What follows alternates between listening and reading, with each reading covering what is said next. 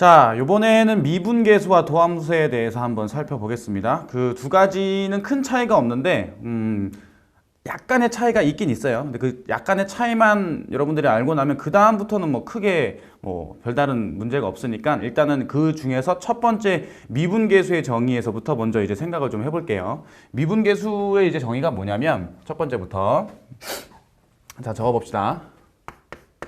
자, 미분계수와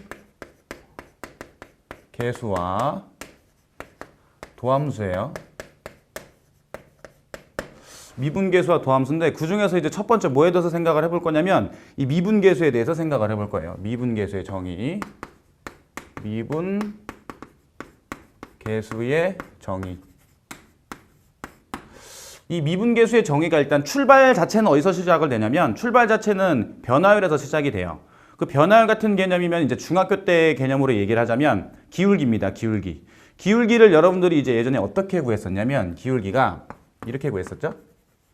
기울기를 구하는 방법은 어떻게 됐었다? x값의 변화량.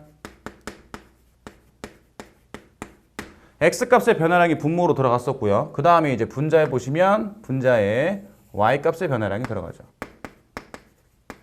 y값의 변화량이 들어가요.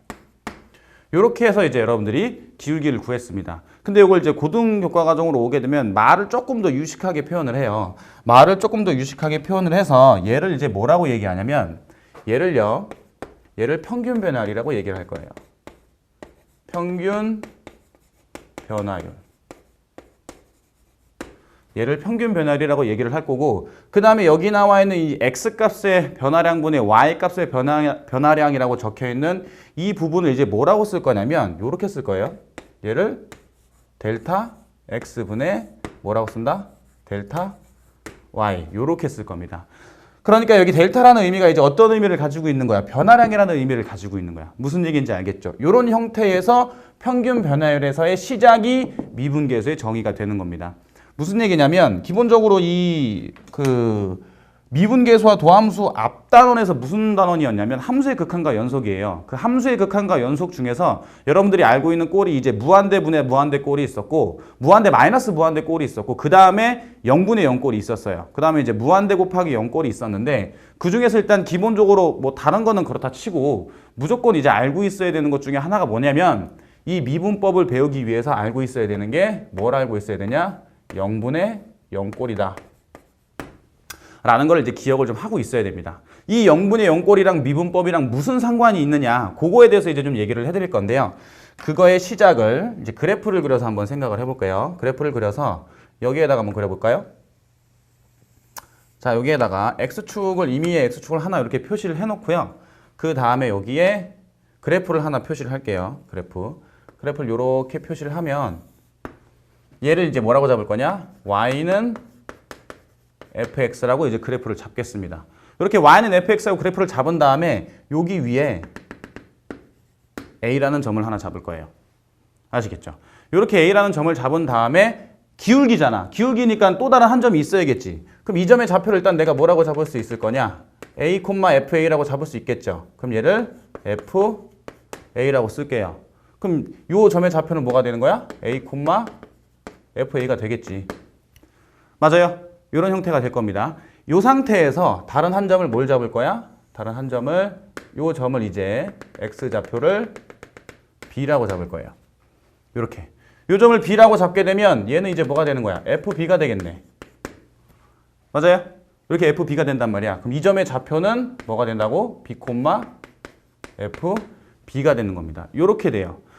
그럼 이제 여기서 뭘 할 수 있냐면 이 점과 이 점을 지나는 기울기를 알 수 있겠죠. 이 기울기가 이제 뭐가 되는 거니까?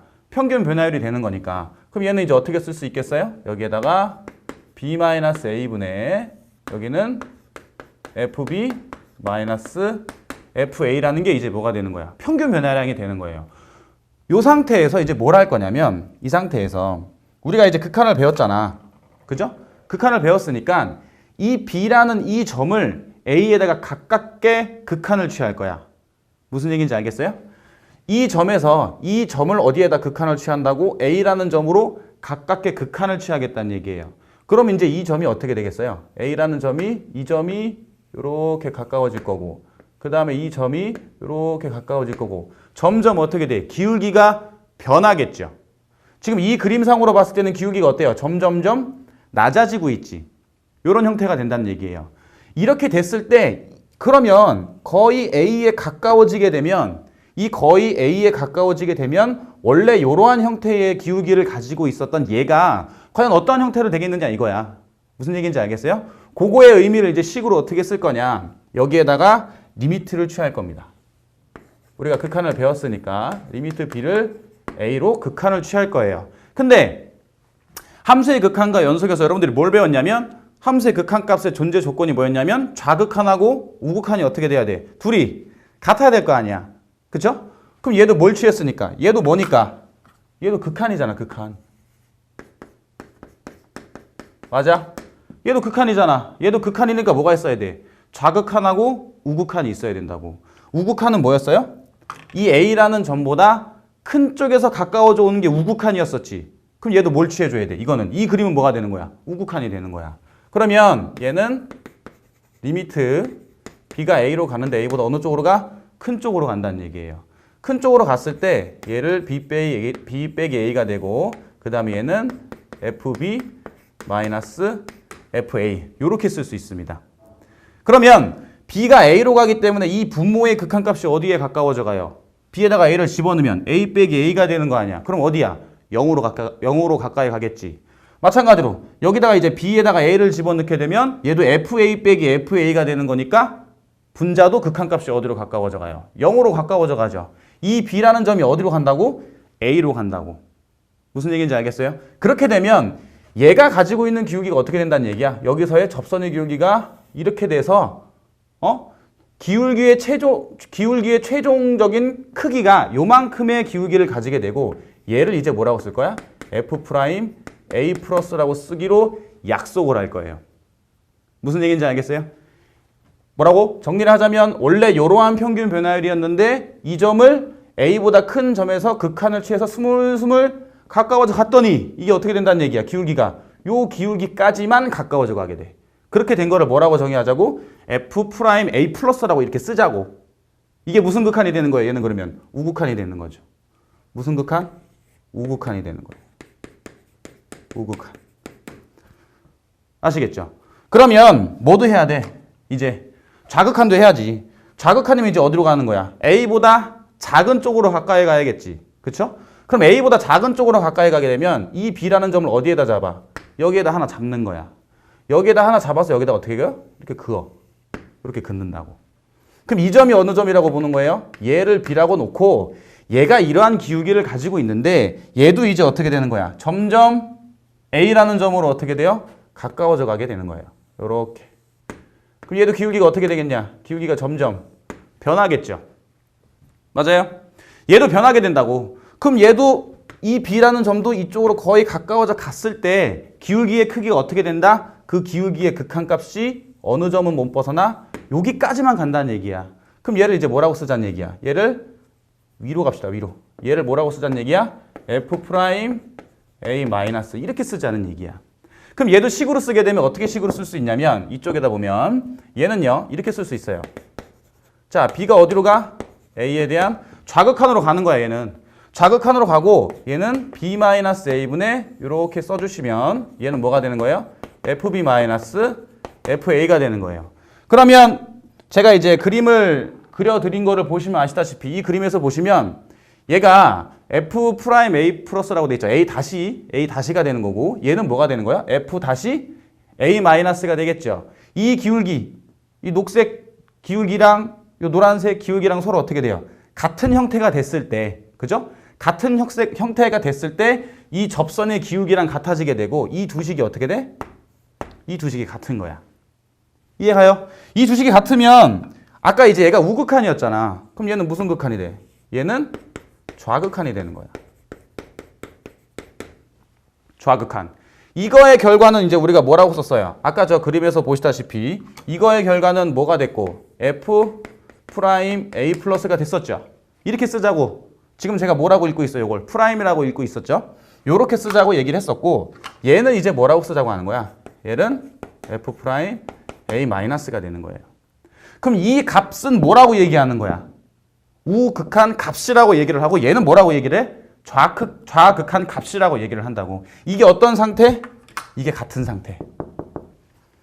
이게 같은 상태가 됐을 때 우리가 이 점을 뭐라고 얘기하냐? 아, 그러면 얘는 이렇게 쓰기로 약속을 합시다. 이렇게 들어간 거예요. 얘는 플러스니까 아까 이제 A보다 큰 점이었었고 얘는 마이너스니까 A보다 어떤 점이었어요? 작은 점이었잖아. 그 두 개가 어떻게 됐을 때 같아졌을 때를 우리가 F'A라고 씁시다라고 되는 거야. 무슨 얘기인지 알겠어요? 그렇게 되면 얘 의미가 어떻게 이제 조금 바뀌게 되냐면 봐요. 아까 전에는 요만큼의 평균 변화율이었잖아요. 근데 이제 이 점이 점점 여기에 가까워져 가면서 이 점에서의 뭐가 된다고? 접선의 기울기가 된단 말이야. 이 점에서의 접선의 기울기가 된다는 얘기니까 얘를 이제 어떤 의미로 해석을 하는 거냐. 그러면 얘를 이렇게 쓰자 이거야. 얘가 가지고 있는 의미는 순간 변화율이다. 이런 이제 의미로 해석을 할 수가 있다는 얘기예요. 그 다음에 얘를 뭐라고도 해석할 수 있고 접선의 기울기다. 이렇게도 해석을 할 수 있다고.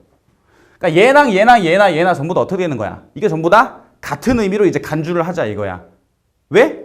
지금 우리가 배우고 있는 게 뭐니까? 정의잖아, 정의. 정의는 뭐야? A를 B라고 합시다. 이렇게 약속을 하자는 얘기야. 약속을 하자는 얘기니까 우리는 이걸 어떻게 해야 돼? 받아들여야 돼. 무슨 얘기인지 알겠어요? 이 식 자체의 의미를 우리가 어떻게 해야 된다고? 받아들여야 된다고. 그리고 이제 계속 강조를 하고 있지만 얘네들의 이 식의 의미를 지금 잘 생각해봐. 이 식들의 의미. 이 식들의 의미를 보면 얘는 계속 무슨 증가량이에요? 얘는 X의 변화량이야. 얘는 X의 변화량이라고. 얘는 무슨 변화량이고 얘는 Y의 변화량이라고. 이렇게. 그러니까 얘도 변화량이고 얘도 변화량이야. 그러니까 어떤 의미는 계속 가지고 있어. 이게 이렇게 돼 있으니까 어떤 의미는 가지고 있어? 기울기라는 의미는 계속 어떻게 돼요? 계속 가지고 있는 상태가 되는 거예요. 그 기울기의 무슨 값? 극한값이 서로 어떻다? 같다. 이렇게 약속을 하는 게 이제 뭐가 되는 거야? 미분계수의 정의가 되는 거라고. 무슨 얘기인지 알겠어? 이렇게 되는 거야. 자, 그러면 요걸 이제요 표현하는 방법이 있어요. 이제 이렇게도 쓰지만 다르게도 써. 다른 방법으로도 이제 표현을 합니다. 다른 방법으로는 이제 뭐라고 표시를 하게 되냐면 여기에 보시면 이제 A가 있잖아요. 그치? A가 있는데 얘는 그냥 그대로 두고 이 B라는 점을 요렇게 바꿀 수도 있어요. 지금 뭐라고 쓴 거야? X라고 쓴 겁니다. 요 점을 B라는 점을 X라고도 바꿀 수 있어. 그럼 아까 전에는 B가 A로 가까워져 갔는데 얘는 그럼 누가 가까워져 가겠어? X가 A로 가까워져 가겠죠. 그쵸? 이렇게 되는 거야.